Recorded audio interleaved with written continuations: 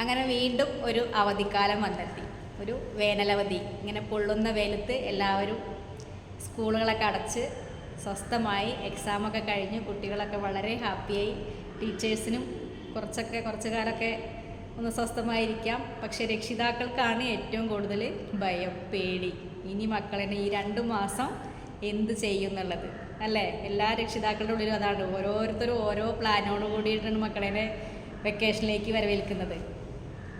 കുറേ ആൾക്കാർ ഇപ്പോൾ വെക്കേഷൻ ക്ലാസ്സുകളിൽ അഡ്മിഷൻ എടുത്തിട്ടുണ്ടാവും.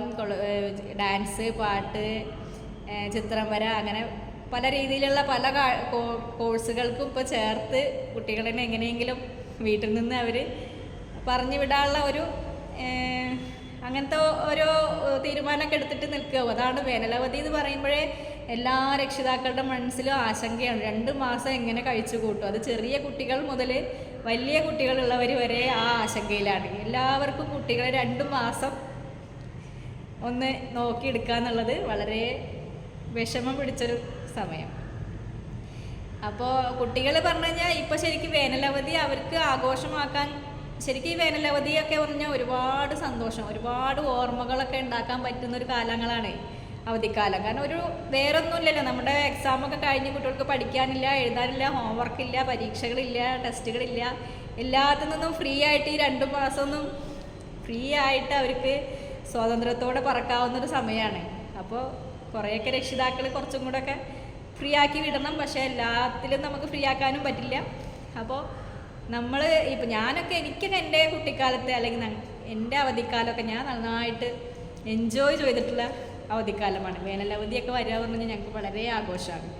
അപ്പോൾ എൻ്റെ ഒരു അനുഭവമാണ് ഞാൻ ഈ ഒരു വീഡിയോയിൽ പങ്കുവയ്ക്കുന്നത്. വേനലവധി എങ്ങനെയാണ് ചെലവഴിച്ചത് എന്നുള്ളത്. ഞങ്ങളുടെയൊക്കെ വേനലവധിക്കാലം എന്ന് പറഞ്ഞു കഴിഞ്ഞാൽ ഞാൻ ഒരു ചെറിയ കുഗ്രാമത്തിൽ വളർന്നിട്ടുള്ളൊരു കുട്ടിയാണ്. അപ്പോൾ എനിക്ക് ഞങ്ങളുടെയൊക്കെ അവിടെ കൃഷികൾ ആണ്, കൃഷിയുണ്ട്. ഒപ്പം പശു, ആട്, മൃഗങ്ങളുടെ ഒക്കെ പ്രകൃതിയുമായി ഇണങ്ങിയാണ് ഞാനൊക്കെ വളർന്നിട്ടുള്ളത്. അപ്പോൾ ഞങ്ങളുടെ വേനലവധി തുടങ്ങിക്കഴിഞ്ഞാൽ ഞങ്ങൾ എന്താ ചെയ്യുക, ഈ പശുക്കളെയും ആടുകളെയൊക്കെ അഴിച്ചുകൊണ്ട് രാവിലെ ഞങ്ങൾ അങ്ങോട്ട് ഇറങ്ങും. ഞാൻ എൻ്റെ ഫ്രണ്ട്സുകളുണ്ട്, അത് ആൺകുട്ടികളായിക്കോട്ടെ പെൺകുട്ടികളായിക്കോട്ടെ, ഞങ്ങളെല്ലാവരും ഒരുമിച്ച് അവരവരുടെ വീട്ടിലുള്ള അല്ലെങ്കിൽ ഓരോരുത്തർ പണിക്ക് നിൽക്കുന്ന വീടാവും. ആദിവാസികളൊക്കെ ഉണ്ട്, എൻ്റെ ഫ്രണ്ട്സുകളൊക്കെ ആദിവാസികളൊക്കെ ആയിരുന്നു. ആൺകുട്ടികളും ആദിവാസികളായ ആൺകുട്ടികളൊക്കെ എൻ്റെ കൂട്ടുകാരായിരുന്നു. അപ്പോൾ അവരും ഞങ്ങളെല്ലാവരും കൂടിയിട്ട് ഞാൻ, എൻ്റെ ഏട്ടൻ, എൻ്റെ വീടിൻ്റെ അടുത്തുള്ള ബാക്കിയുള്ള എൻ്റെ കൂട്ടുകാരികൾ, അങ്ങനെ ഞങ്ങളെല്ലാവരും ഇറങ്ങുമായിരുന്നു. അന്നൊന്നും ഞങ്ങളുടെ രക്ഷിതാക്കൾക്കൊന്നും ഞങ്ങളെക്കുറിച്ച് യാതൊരു പേടിയുണ്ടായിരുന്നില്ല. ഈ വെയിലത്തേക്കാണ് പോണത്, വെള്ളമില്ല, ഭക്ഷണമില്ല, അല്ലെങ്കിൽ എന്താ പറയുക, അവധിക്കാലം ഇവരെന്തെങ്കിലുമൊക്കെ അപകടങ്ങൾ വരുത്തുമെന്നുള്ള യാതൊരു ശങ്കയില്ലാത്ത രക്ഷിതാക്കളൊക്കെ ആയിരുന്നു അന്നത്തെ കാലത്ത്. അവർക്ക് അതായത് എല്ലാവർക്കും തിരക്കാണ്, എല്ലാവരുടെ വീട്ടിലും പണികളാണ്. കൃഷിയൊക്കെ ആകുമ്പോൾ അങ്ങനെയാണ്. പ്രത്യേകിച്ച് മൃഗങ്ങളൊക്കെ, പശുക്കളൊക്കെ ഉണ്ടെങ്കിൽ എപ്പോഴും പണി. കൃഷിയാകുമ്പോൾ നെല്ലിൻ്റെ അങ്ങനെ അത് കൃഷിയുള്ള വീട്ടിലുള്ള ആൾക്കാർക്ക് നന്നായിട്ട് മനസ്സിലാവും. അപ്പോൾ ഞങ്ങളൊക്കെ ഈ പശുക്കളെ ആടുകളൊക്കെ പോകുക എന്ന് പറഞ്ഞാൽ അവർക്കതൊരു ആശ്വാസമാണ്. അത്രയും നേരം ഞങ്ങളെയും ശല്യമില്ല ഈ മൃഗങ്ങളുടെ കാര്യം. കാരണം അവരുടെ കാര്യം കുശാലായല്ലോ. ഞങ്ങൾ രാവിലെ ഇറങ്ങുമ്പോൾ വെള്ളമൊന്നുമില്ല, ഞങ്ങളുടെ കയ്യിൽ വെള്ളമൊന്നും പിടിക്കില്ല, ഞങ്ങൾ ഭക്ഷണം ഉണ്ടാവില്ല. രാവിലെ ഞങ്ങളും മൃഗങ്ങളും ഒരുപോലെ ഞങ്ങളങ്ങോട്ട് ഇറങ്ങിപ്പോയി കഴിഞ്ഞാൽ ഞങ്ങൾ ആ പോകുന്നതോടൊപ്പം ഞങ്ങൾക്ക് എങ്ങനെ പോക്കറ്റ് മണി ഉണ്ടാക്കാം എന്നുള്ളൊരു കാര്യം കൂടെ ഞങ്ങളവിടെ ആലോചിക്കും. കാരണം ഈ സമയങ്ങളിലൊക്കെ അവിടെ കുറുന്തോട്ടിയൊക്കെ, മരുന്നിന് വേണ്ടി കുറുന്തോട്ടി മേടിക്കാനൊക്കെ ആളുകൾ ഉണ്ടാവും. അപ്പോൾ ഒരു വൈകുന്നേരങ്ങളിലേക്ക് കുറുന്തോട്ടി കച്ചവടക്കാരൻ വരും. അപ്പോഴേക്കും ഞങ്ങൾ ഈ രാവിലെ മുതൽ വൈകുന്നേരം വരെ ഈ ഞങ്ങളുടെ മൃഗങ്ങളെ അവിടെ തീറ്റാൻ വേണ്ടി അഴിച്ചു വിട്ട് കഴിഞ്ഞാൽ ഞങ്ങളെല്ലാവരും കുറുന്തോട്ടി പറിക്കാൻ നടക്കും. ഈ വെയിലൊന്നും ഇല്ല, എന്താ പറയുക, ഇത്രയും ഉറച്ച ഭൂമിയൊക്കെ നല്ല വരണ്ടുണങ്ങിയതല്ലേ, ആ സ്ഥലത്ത് നിന്ന് ഞങ്ങൾ ഈ കുറുന്തോട്ടിയൊക്കെ പറിച്ച് ഞങ്ങളുടെ കൈയൊക്കെ നല്ല തഴമ്പ് പിടിച്ച കൈയാണ്, ഞങ്ങൾ നല്ലോണം അധ്വാനിച്ചിട്ടുണ്ട്.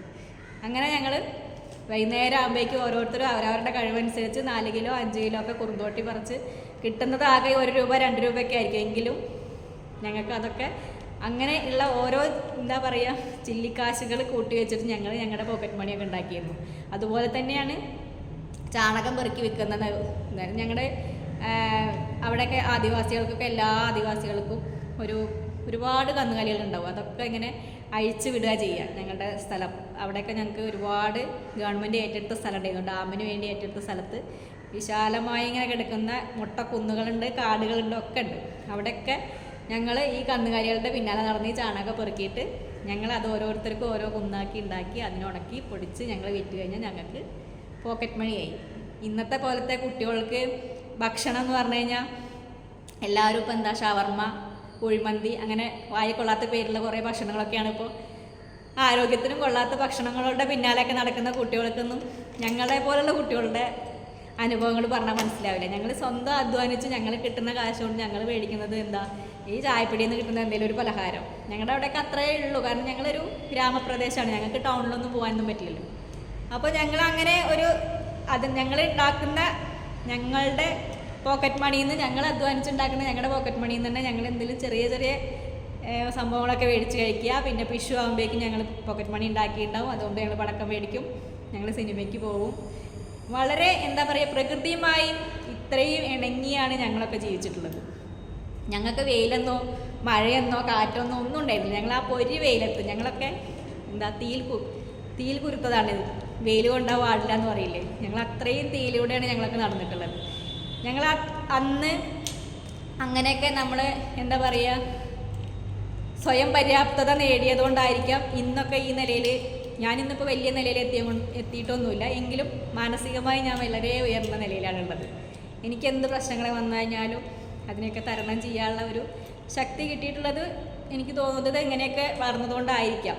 ഞങ്ങൾ ഓരോ എന്താ പറയുക, വിശപ്പിൻ്റെ വില അറിഞ്ഞ്, പണത്തിൻ്റെ വില അറിഞ്ഞ്, അധ്വാനത്തിൻ്റെ മഹത്വം, അതിൻ്റെ വിലയൊക്കെ അറിഞ്ഞ് വളർന്നതുകൊണ്ട് എന്ത് ജോലി ചെയ്യാനും യാതൊരു മടിയില്ല. അത് ഫാനിൻ്റെ ചുവട്ടിലിരുന്ന് കറങ്ങണ കസേലിരുന്ന ജോലിയായാലും വെയിൽ കൊണ്ടിട്ട് ചെയ്യുന്ന എന്ത് ജോലിയായാലും ചെയ്യാൻ യാതൊരു മടിയില്ലാത്തത് ഞങ്ങളൊക്കെ ഇങ്ങനെ വളർന്നതുകൊണ്ടാണ്. ഇന്നത്തെ തലമുറയ്ക്ക് അത് പറഞ്ഞാൽ മനസ്സിലാവില്ല, അവരത് പറഞ്ഞാൽ കേൾക്കാൻ കൂടെ തയ്യാറല്ല. കാരണം അവർക്കറിയില്ല, അവരുടെ ആ ഒരു ലോകം എന്ന് പറഞ്ഞു കഴിഞ്ഞാൽ തീർത്തും വ്യത്യസ്തമാണ്. അവർക്ക് എന്താണ് പ്രകൃതി, എന്താണ് ഭൂമി. ഞങ്ങളൊക്കെ പറഞ്ഞ മൃഗങ്ങൾ, പക്ഷികൾ, ഭൂമിയിലെ വെള്ളം, കാട്, അങ്ങനെ പ്രകൃതിയുമായി അത്ര ഇണങ്ങിയിട്ടാണ് ഞങ്ങളൊക്കെ. ഇന്നത്തെ കുട്ടികൾക്ക് പ്രകൃതി എന്ന് പറഞ്ഞാൽ തന്നെ എന്താണെന്നറിയില്ല. അവർക്ക് ആകെ അറിയുന്ന മൊബൈലിൽ കൂടെ കാണുന്നുള്ള സംഭവങ്ങൾ മാത്രമാണ്. അവരൊന്നും അനുഭവിക്കുന്നില്ല. ഒക്കെ കണ്ടിട്ട് ഇങ്ങനെ ഓരോരുത്തരുടെ അനുഭവങ്ങൾ കാണുന്നു, അത് ആസ്വദിക്കുന്നു എന്നല്ലാണ്ട് സ്വന്തമായ അനുഭവങ്ങളൊന്നും ഇല്ലാത്ത ഒരു തലമുറയായിട്ടാണ് പോകുന്നത്. അവർക്ക് ഞാനൊക്കെ ഇന്നും എൻ്റെ അവധിക്കാലം ഇന്നും ഇത്രയും സന്തോഷത്തോടെ, അല്ലെങ്കിൽ ഞങ്ങൾ അത്രയും എൻജോയ് ചെയ്തുകൊണ്ടാണ് എനിക്കൊക്കെ ഇന്നും എൻ്റെ അവധിക്കാലത്ത് തന്നെ മറക്കാൻ കഴിയാത്ത, എൻ്റെ മനസ്സിലൊക്കെ അത് വളരെ സന്തോഷം. ഞങ്ങൾക്കൊന്നും അതൊരു ഭാരം അല്ലെങ്കിൽ ഞങ്ങൾക്ക് ബുദ്ധിമുട്ടോ ഒന്നും ആയിട്ടാണ് തോന്നിയില്ല. ഞങ്ങളെല്ലാവരും കൂടിയിട്ട് ഞങ്ങളെ ഫ്രണ്ട്സിൻ്റെ കൂടെ ഇത്രയും ഹാപ്പി ആയിട്ട് ചിലവഴിച്ച സമയങ്ങൾ, അതൊക്കെ എന്താ പറയുക, ആ കുട്ടിക്കാലം അത് വളരെ സന്തോഷകരമായിരുന്നു. ഇനിയൊന്നും അങ്ങനത്തെ ഒരു കുട്ടിക്കാലം ഒരാൾക്കും കിട്ടാനും പോകുന്നില്ല, എനിക്കും ഇല്ല. ഇനി വരുന്ന തലമുറയിലുള്ള ഒരു കുട്ടികൾക്കും അങ്ങനത്തെ ഒന്നും ഒരു കുട്ടിക്കാലം ഉണ്ടാവുമെന്ന് എനിക്ക് തോന്നുന്നില്ല. അപ്പോൾ ഇപ്പോൾ കിട്ടിയ അവധിക്കാലം എല്ലാവരും ഒന്ന് നന്നായിട്ടൊക്കെ ആസ്വദിക്കുക. വേനൽക്കാലം അല്ലെങ്കിൽ അവധിക്കാലം ആസ്വദിക്കാനുള്ളതാണ്. ഇങ്ങനെയുള്ള നല്ല ഓർമ്മകളൊക്കെ ഉണ്ടായി കഴിഞ്ഞാൽ കുറേ വർഷങ്ങൾ കഴിഞ്ഞ് കഴിഞ്ഞാൽ അതൊക്കെ ഇങ്ങനെ അയവിറക്കിക്കൊണ്ടിരിക്കുമ്പോൾ നല്ലൊരു ഫീലാണത്. എനിക്ക് ആ ഫീൽ അനുഭവിക്കാൻ കഴിയുന്നു. ഞാൻ ആ ഫീൽ നിങ്ങളായിട്ട് ഷെയർ ചെയ്യുന്നു, അത്രയേ ഉള്ളൂ. ഓക്കെ.